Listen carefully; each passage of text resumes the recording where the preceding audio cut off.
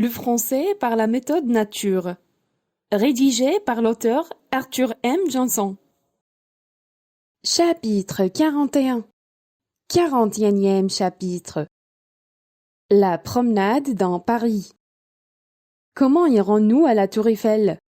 Demande André quand on est sorti du jardin du Luxembourg. Allons-y par l'autobus, propose Marianne. Oui, un des nouveaux, disent les enfants. Bien, leur dit leur oncle en riant gaiement, et ils traversent tous les 5 le boulevard Saint-Michel, sur lequel ils se trouvent. L'arrêt est là, dit André, et comme au même moment un autobus de la ligne numéro 38 approche, on se dépêche d'aller l'attendre à l'arrêt. 1 minute plus tard, tout le monde est installé sur 3 banquettes. Le receveur donne un coup de sonnette, et l'autobus se met en marche. Le receveur s'approche de la banquette d'André, et le jeune homme lui demande « Pour la place du Châtelet, c'est un ticket, n'est-ce pas ?»« Oui, monsieur. »« Alors, donnez-moi un carnet de tickets, s'il vous plaît, et prenez 5 tickets, » lui dit André. « Voilà, monsieur. » Le receveur tend à André les 5 tickets et le carnet, où il ne reste maintenant que 15 tickets.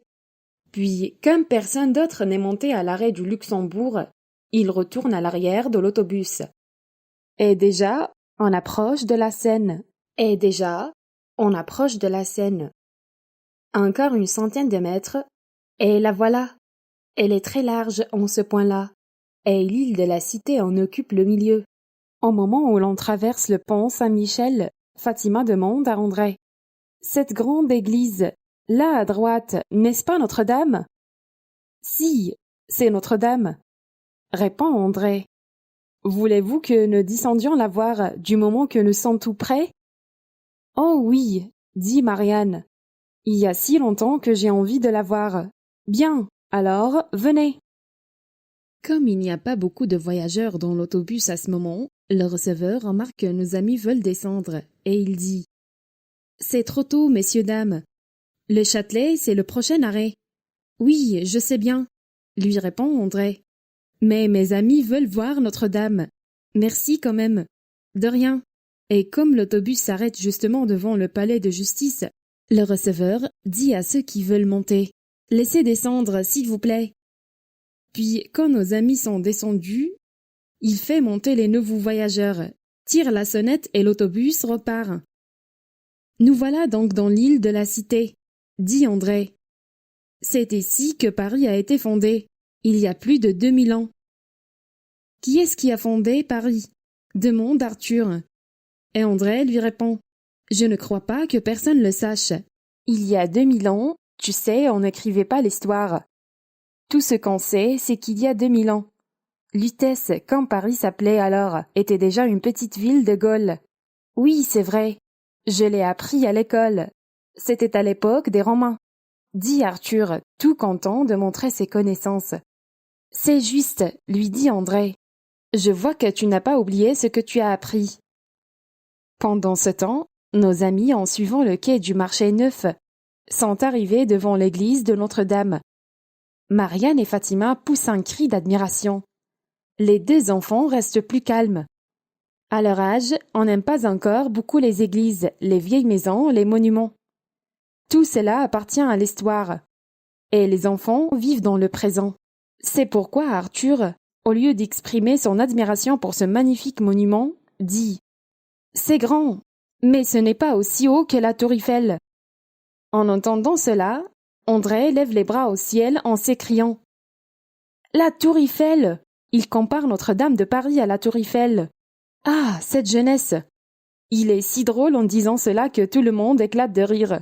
« Tu la verras, la Tour Eiffel !» lui dit sa mère. « Elle ne s'enfuira pas.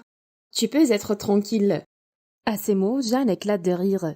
Et quand on lui demande pourquoi elle rit, elle dit « Je me suis imaginé une tour qui s'enfuyait sur de longues jambes, comme une girafe. »« Comme une girafe? Quelle fantaisie !» dit Fatima. Et en riant toujours, tous les 5 vont vers l'énorme porte de Notre-Dame. Elle est fermée aujourd'hui. Et on entre par la porte de droite, plus petite. On ne reste pas longtemps à l'intérieur de Notre-Dame, cette fois-ci. André propose à Marianne et à Fatima d'y revenir avec elle un autre jour. Puis notre petit groupe s'en va vers l'hôtel de la ville, où on arrive après avoir traversé le pont d'Arcole, de l'autre côté de l'île. Devant l'hôtel de la ville, on prend de nouveau l'autobus.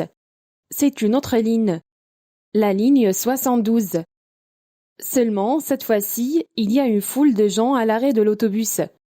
Et nos 5 amis prennent des numéros pour être sûrs de monter quand leur tour sera venu. Voilà le 72 qui arrive. Le receveur est sur la plateforme. « Laissez descendre, s'il vous plaît, » dit-il. Puis, quand tout le monde est descendu, l'hôtel de la ville est le dernier arrêt de la ligne. Le receveur dit « En voiture, s'il vous plaît, il y a de la place pour tout le monde. » « Il ne veut pas voir nos numéros ?» demande Jeanne. « Non, pas cette fois-ci. L'autobus est vide. Ce n'est pas nécessaire, explique André. » Et on monte en voiture. Il y a 2 banquettes libres, l'une derrière l'autre. On s'y place tous les 5. Les enfants n'occupent pas beaucoup de place. Et on ouvre tout grand les yeux pour tout voir.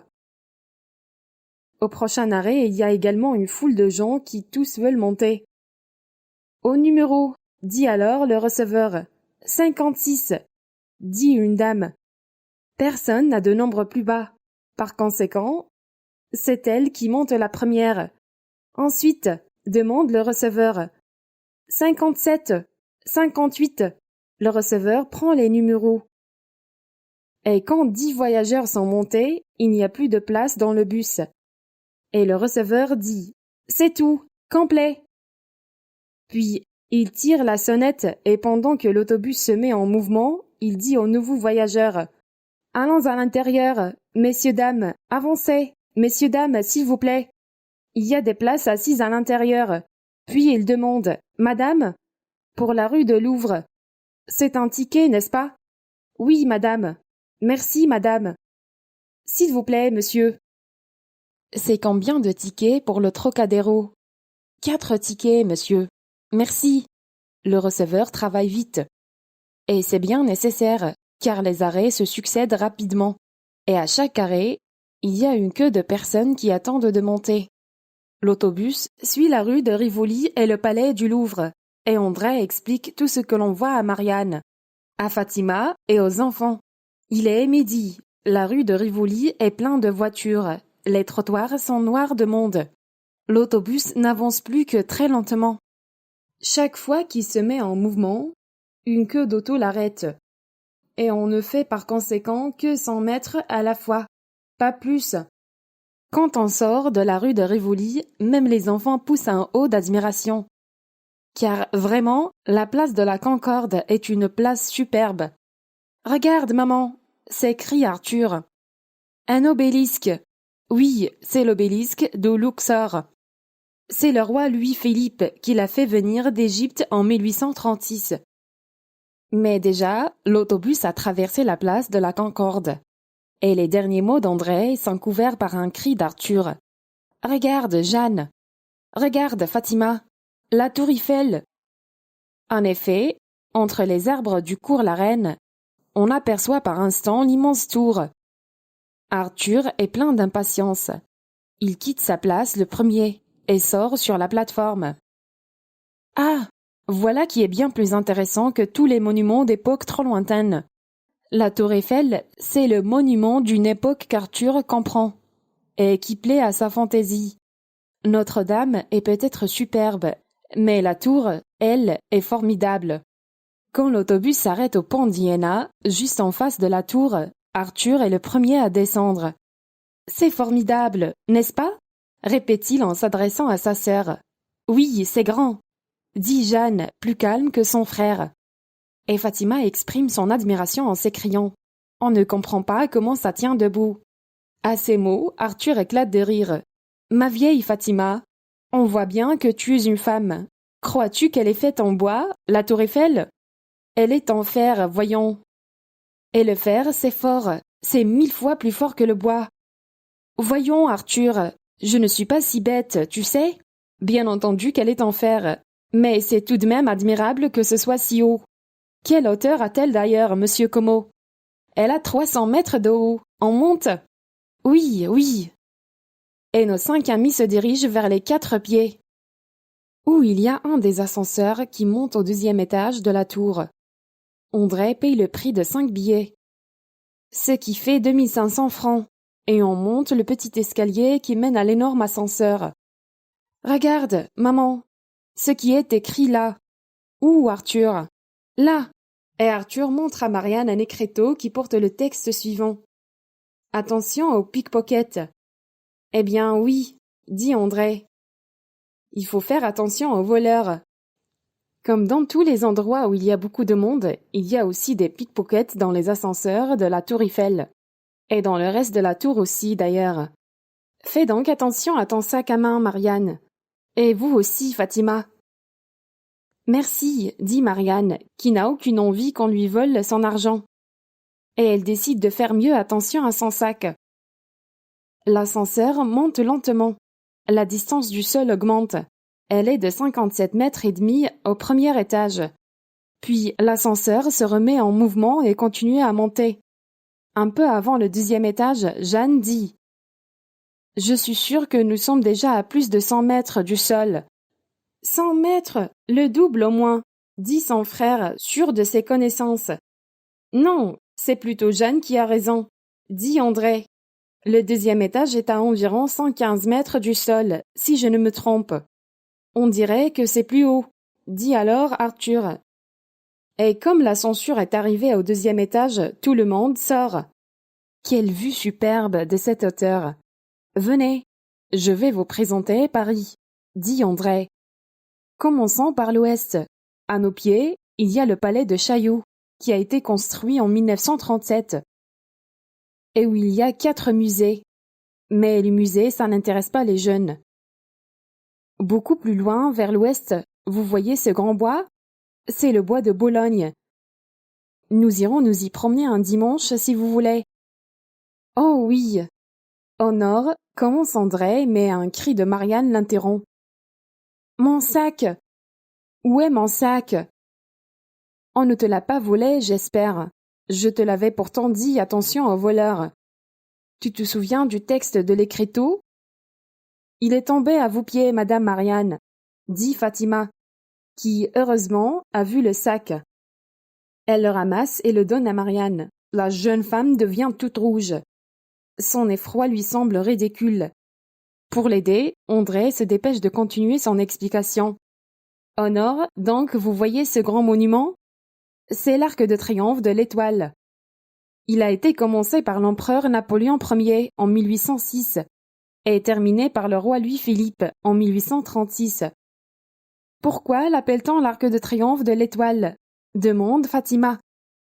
Parce que la place où il se trouve ressemble à une étoile avec ses rayons et s'appelle par conséquent place de l'Étoile. Merci, dit Fatima, satisfaite de l'explication. Et André continue. En nord-est, très loin, sur une colline, vous voyez cette grande église? Oui, n'est-ce pas le Sacré-Cœur? Demande Marianne. Tout à fait juste, lui répond André. Puis il continue. Nous y monterons aussi si vous restez longtemps à Paris. Continuons. Plus à l'est, mais beaucoup plus près, là, à droite, il y a le palais du Louvre, que vous avez vu de l'autobus, et la place de la Concorde, avec l'obélisque du Luxor, dit Arthur. Exactement. Et peux-tu me montrer l'île de la Cité, avec Notre-Dame à l'est? Oui, n'est-ce pas là? Demande Arthur, et il montre exactement la Cité et Notre-Dame. Et au sud, il n'y a rien? Demande Jeanne. Non, rien d'intéressant, lui répond André. Puis on fait encore une fois le tour de la ville, avant de reprendre l'ascenseur qui mène au 3e étage, à 276 mètres du sol. Quand on a fini de regarder la ville de cette hauteur également, André propose « Vous ne voulez pas envoyer une carte postale à grand-papa, Jeanne et Arthur? Ce serait très amusant si l'on recevait une de la Tour Eiffel. » Quelle bonne idée, dit Marianne. Nous lui enverrons une carte postale chacun. Il va sûrement rire quand il les recevra.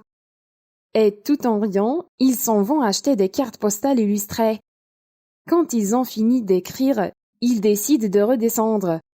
En bas, on se sent tout à coup très petit, après avoir vu la ville de cette hauteur.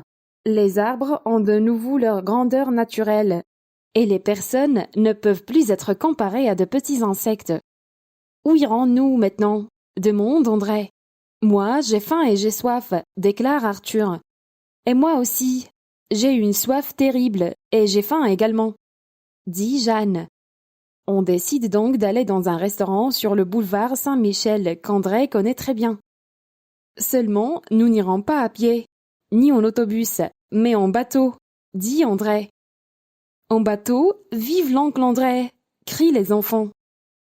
Quelques minutes plus tard, ils sont installés tous les 5 sur un des bateaux de la Seine. Et on entend pendant longtemps leur rire et leurs cris. Puis le bateau disparaît, caché par le quai.